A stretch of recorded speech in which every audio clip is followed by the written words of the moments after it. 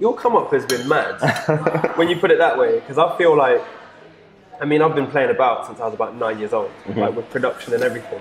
Yeah. But I never really like came up like you did in such a short space of time. And I massively admire it, man. Thank you very much. Me and Chad talk about you often, to be honest. Chad, I haven't seen Chad in years. Big up, Chad. Yeah, tell me about that, because I feel like just before you left for uni, well, you might have already been at uni, but I remember we started hanging out with Lewis and Chad. I think I was in uni those times. I was probably in my second year of uni.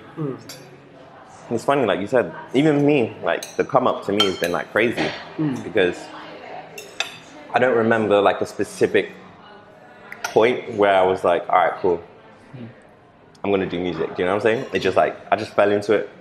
I guess I went to university. I wasn't doing a music related course. I was doing media production, so filming and stuff. And then I went to like a club for the first time. And I was like, oh, this is crazy. Like, I like this. And I went to a house music event. And I said, no, if I thought that was crazy, this is crazy. And I said, I looked at the DJ and I thought, you know what? I don't mind learning how to DJ. So I downloaded Virtual DJ, as you do. I think it was even an illegal copy I got. Got a little Newmark mixer. I didn't even get a Newmark mixer, you know. I was on Virtual DJ for a hot minute. I was on Virtual DJ for like a year. And I would borrow them, because I didn't have a laptop. I only had a desktop at uni. I would borrow my friends' laptops to practice DJing and stuff. Then I started a radio show. And then I was like, cool, like now I can put my mixing skills into the test. But I was trash, I know I was trash. Like looking back, but at the moment, I thought, yeah, I'm really good. But so we were mixing on radio for University of Bedfordshire, the university I went to. And I had a show, we would talk and I'll play music. And then we got like scouted by a local radio station. And they were like, oh, next year, after this uni year, when you come back, why don't you come and work on our station? So I was like, oh, like sick. And then we went to the station, looked, and I saw they had decks. And I was like, oh, now's my time to like learn. I was like, cool. So that summer, I worked in Shoe in Oxford. I saved up to buy decks. Mad, my first job was at Shoe. Is it? In Oxford. Wait, we didn't work together, did we? No, we didn't work together. I was like 16 at the time. Oh, okay, yeah. Time ago. That's actually crazy. So I remember saving up to buy decks. And I finally had enough to buy decks. And like back then, like decks are expensive now, but back then, to someone that wasn't like making a significant income, like and then student loan and that. The price of decks, I remember I paid 1,200 for 2 American audio decks, not even like top of the range Pioneer decks. Mad. I got 2 American audios. What, and like, CDJs with these? Yeah, CDJs, and like a basic 2-channel mixer that just had low and high, and that's it. Oh man. And so I bought it, and I was thinking, yes. Let me do this, like I've got it. So I set the decks up and I started and I was like, oh my God. It was so hard. I was like, what have I done? I was thinking I've wasted all my money. I remember just sitting in my room and thinking, nah, like what have I done? Like this is such like a shambles. Like, was it Serato things then, or was it literally just CDs? Literally CDs. And then I was like, nah, I've wasted all my money. Like, that's it. Like, this is too hard. But then I stuck to it and I literally spent like, in a day, I'll spend about 12 hours mixing or practicing mixing, like just doing it. And eventually I started to get the hang of it. And I was like, oh, like this could run. And then one day someone's like, oh, I heard you're a DJ. Like, I heard you're getting into DJing. How about I book you to play at the club if you promote it to people? And I was like, cool. So basically, then I thought, oh yeah, he wants me to DJ because he heard my DJ, but it was actually, he just wanted me to promote the event for him. He just saw you had a bit of like clout. Yeah, exactly. So I did that, and then I did my first set in a club, and it wasn't I knew there would be pioneers there, but the American audience at the time, they could play MP3s on a CD. Oh yeah. In the club, you had to like burn 100 tracks on it. Yeah, but in the club you had to put an audio CD into the pioneers. They had the Mark IIs, I think. They didn't play MP3s. So I put my music in, nothing. I'm thinking, what's going on? But luckily, a few of my CDs I had burnt as regular CDs. And then I was just trying those, and I realized, oh, it doesn't play data MP3 CDs. It only plays actual audio CDs. So I did my set. My hands were shaking. I remember to this day, like there was a guy called Don Peps DJing before me, and following him is like a big thing. My hands were shaking. I remember pressing Q and looking down, and my hand was literally like I've never had that before. My hand was shaking. I remember just doing it. And I thought, oh man, like the club was full. It's a club called can't even remember the name of the club now, but it was in Luton. I think it's even shut down because someone got stabbed in there. Oh, God. But I remember my hand was shaking. I remember thinking, the club's full. These are all my peers because they were all in uni. They were all in my year. Thinking, now it's either like make or break. Yeah. And I thought, God, Lord, just give me strength. So when I pressed Q, I didn't go straight to play. I went Q, Q, Q. So it was like, do. Then I pressed play. Yeah. I think my first track was African Warrior by Donaire. Yeah. Everyone just went mad. I was like, yeah. And then because everyone's going crazy, you have more confidence in yourself. Yeah, fully. So I remember playing that, and then I mixed Crackish by Genius. And then I played Old Town G. I still work for him. Yeah. He's a legend in the game. He's a legend in the game. I remember playing. I had a legal copy of that track, so it didn't get downloaded. Okay. I think everyone had the legal copy. For the record, Anyway, so I played Crackish, and then do you remember MC called Triller? Tremaine Trelowski. Yeah. Birmingham, 121. Yeah. So he was at the rave. Yeah. And then he was in the crowd, and he was like, "Who's this DJ?" Then he came up and he was like, "Hey, let me jump on your set." And I was like, "Go ahead, bro." Your first set. My first set. So I'm mixing, Triller's like spitting bars, and when I tell you, tap Gallagher banging over that. Bro, the club went mad. Everyone's telling me to wheel it. Don Pep's the person that I looked up to. Yeah. When I saw that DJ in the house club, it was actually him, and I didn't realize until later. So the person I look up to is running up to me and wheeling up the deck. He's like, "Bro, you're killing it. I'm thinking, wow, like this is my first event, and it's going this well. And I thought, if I can do this every night that I'm DJ, there's nothing that can stop me from, like, you know what I'm saying? Getting to where I want to be. So that went crazy. And then from there, I just started getting booked for uni raves. And it just went crazy in terms of DJing. And then I moved back to Oxford for that summer, and I thought, you know what? I can DJ. Might as well learn to produce. And that's what happened. That's mad. It's interesting you come from that angle, because I know a lot of like producers who have to DJ to play their music. Exactly. Like a lot of producers learn how to produce and then learn how to DJ, like you said, to play the music. With me, I had an interest in production when I was young. I remember we went away somewhere, I think it was Kingswood or Yanwood or something. They had a program called EJ. Okay. I think it was called EJ, and you could like produce simple, it's like Fruity Loops, but really basic. So just bare samples you can put together. So I remember doing that, and I remember being good at it, but then after we left that trip, I never really delved back into it. And then when we were in uni, I think it was just like, all right, cool, I play funky house, I like funky house, I listen to it all the time. And that was, just for the record, that was the period where funky was the thing. It was. What was that, like 2013, 2012? No, it was before that. It was like 2010, 2011. Okay. That's I think my second year was 2010. So I remember being like, cool, funky house. Because from my knowledge of production, it's not that hard. It's just 1, 2, 3, 4 with a like weird So I was like, oh, it shouldn't be that hard. So I just started making music, and I was really bad at it. But my first track that I ever finished, DJ Pioneer played it on was that on Kiss. I remember, is it Go Down? You had a track no, Epilepsy was my first track. Yes! Yeah, that was my first ever track. Chad played it a lot. And I literally finished it, and then it was being played on radio like the next day. I think it was Kiss, DJ Pioneer's on. I was like, why am I so lucky that I just do stuff and then it just like skips loads of steps and then lands in places where people have like tried ages to be in. I think a lot of it's to do with, I don't take no for an answer. I was just like, if people are like, oh yeah, like you can start, but you're not going to be really good at it. And I was just like, you know what? I'm just going to aim for the sky. So I made the track. I said, I'm going to send it to the radio DJs. And then a bunch of them played it. And it was my first track. It wasn't even like the typical layout in terms of bars. It wasn't like 1, 2, 3, 4. And then 1, 2, 3, 4, 1, 2, 3. It was like 1, 2, 3, 4, 1, 2, 3, 4, breakdown, 1, 2, 3, 4. Like it didn't really make sense. But I think that's what helped like the track, because it was called Epilepsy, so it's like, you know, a bit skittish. So that got played on radio, and I was like, yo, I'm actually quite good at this music stuff. So I just started making music, and I was really bad at it, but I just got better and better, and then from there, like it just literally skyrocketed. Literally.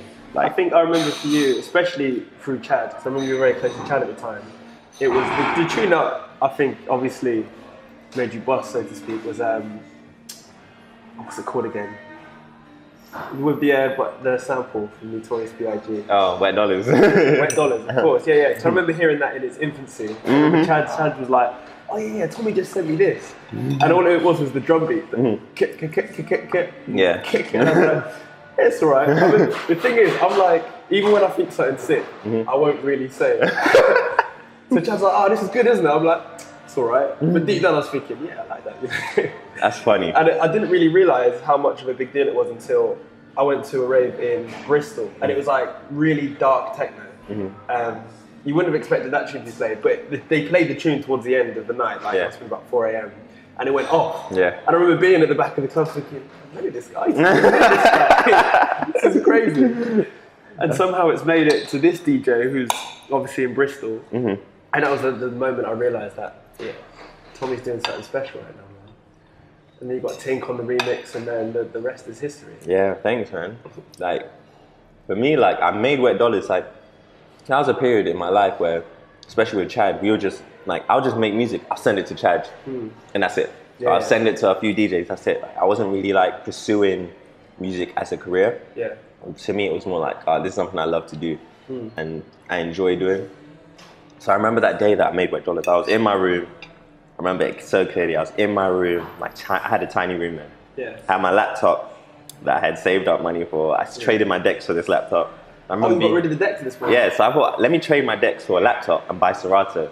So I did that, and then it worked out because, like, I was like, you know what? I went and practice at home because I probably spent hundreds of hours practicing in the first 6 months of having decks. So I thought, you know what? You can practice at radio where they have decks.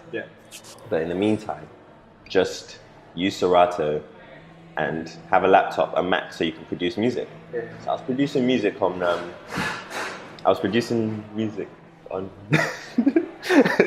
Sorry, a guy just walked in. So weird. So I was producing music. I was like, So I had been producing music on my laptop. So I remember moving back to Oxford after uni. I was sitting down. I was making. I was on Logic. Had the iPod headphones in, and I was watching a video of people like cutting shapes. I was like, wow, like these people are really good. Like, let me make a track for the people that like to dance and don't just like enjoy the music just for how it sounds. They want to like move to it. So I was like, cool. Opened up Logic, and then I made the drum pattern. And I remember being like, all right, 1, 2, 3, 4 is what everyone does. So I did 1, 2, then I did 3, 4, then 5. Do you know what I mean? Like it was like 5 kicks in the 4 bar. Because it goes like, doom. Yeah. So I did that, right? And I was like, oh, okay, so that has a little vibe to it. People might like that. And I thought, all right, cool. Yeah, well, I think that's what makes it black.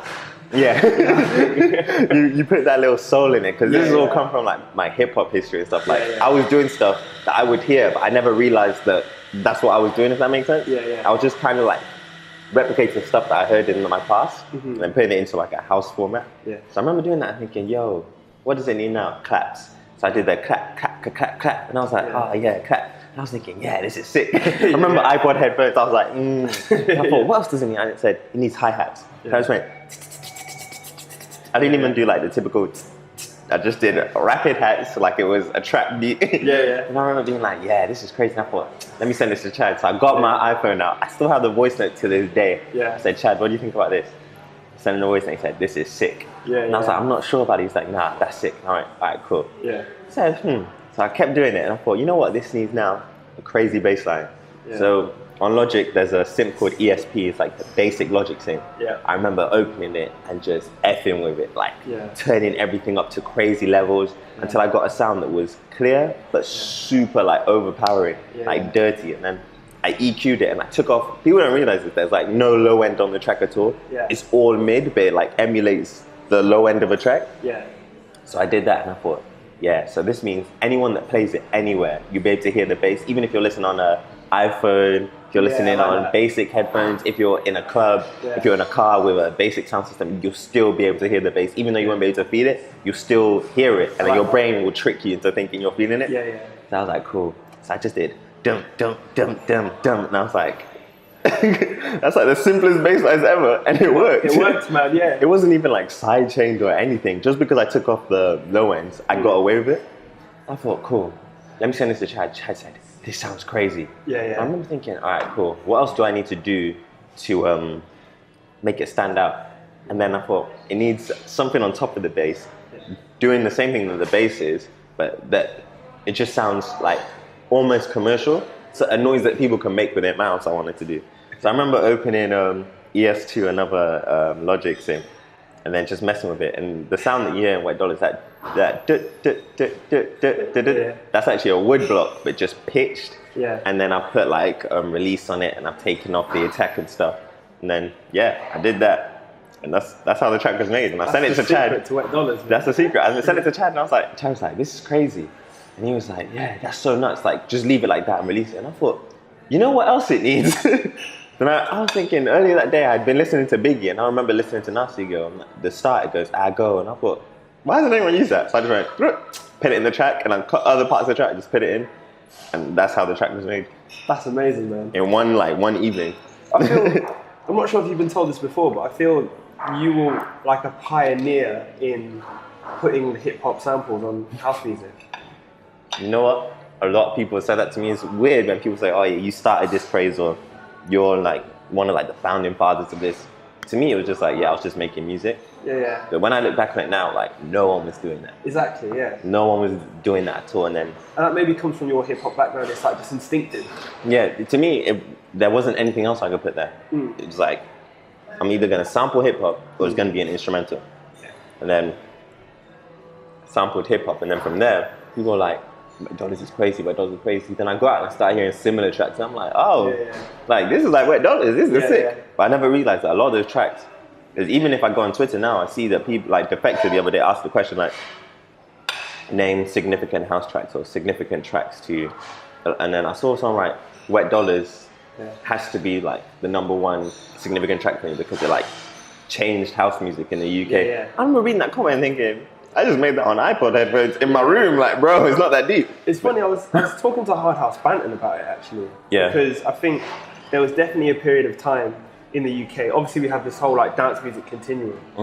And for a long time, house was kind of aside from that. Yeah. Like, people always saw house as, like, just something that Germans rave to. Yeah, exactly. And I think that's because it didn't really have that swing, that soul. Yeah. And you, alongside a lot of the UK funky pioneers, kind of brought that swing into it, brought that soul and made it like, appropriated it for like us kind. Yeah.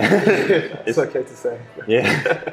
It's funny because I completely hear I completely get what you're saying, because when I first started listening to house music, a lot of it was just imitating what people in Europe with other parts of Europe were doing. People, especially people in like Germany, a lot of like French and like Spanish sounds were being used by the UK guys.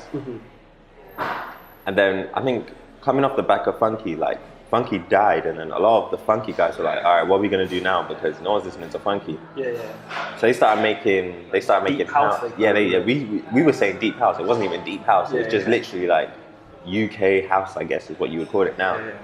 We started making deep house, but we weren't doing what the French or the German or the Spanish were doing. We were doing what we did on funky, but slower. That's literally all we did. Down to like 120. Yeah, we brought the BPM down, and we just followed the basic principles of house: kick, clap, hats, and then we just like freaked it from there. So I think like that generation, like Hard House Banton, like coming off the back of funky, I think he was one of the first people to like. Shout out Hard House Banton. Yeah, he's a legend. He's a boy, I've never met him before, but I remember always playing Rain.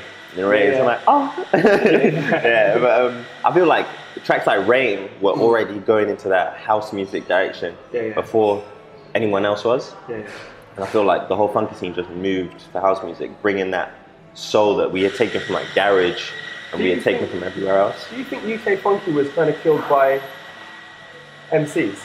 100%. Because it stopped being about dancing, it started being about MCs. It started being about like the skanks. Yeah. Like, back in the day, it was bare fun, but looking back at it, people saying stupidness. Like, foot skank. Yeah, it was dumb. It was fun. It was fun at the time. But I remember getting a wheel up over. You were DJing, I think. At Roppongi. Do you remember? Shout out Roppongi. It was Funky versus Bashment night. No one cared about Bashment. It was all about funky that night. And I did that stupid, I want to see you get down again, and we got mad wheel ups. I remember that night. You were just like a flood of memories coming back. I remember what I was wearing. That's how crazy it is. Yeah, back then people wanted to hear the beat and they wanted to hear MC repeat and instruction. Exactly, Because it meant that anyone, even if you can't dance, you know what you're going to do next. Exactly, one finger skank and all of that. Trust me. But I think ultimately that it stopped being about dancing, especially the MCs. They stopped talking about dancing and started just MCing. Then it just went like, because the beats were no longer like, yeah, it was more like, ah. Yeah, exactly. So, that just RIP'd Funky House. Well, everyone. I think it was the time to die though, because we needed that natural progression. Because Funky House, it wasn't getting commercial success. It was just getting like club scene, uni scene success. And then when it died, everyone that was in funky, or most of the people who were in funky that were smart enough to change to house music.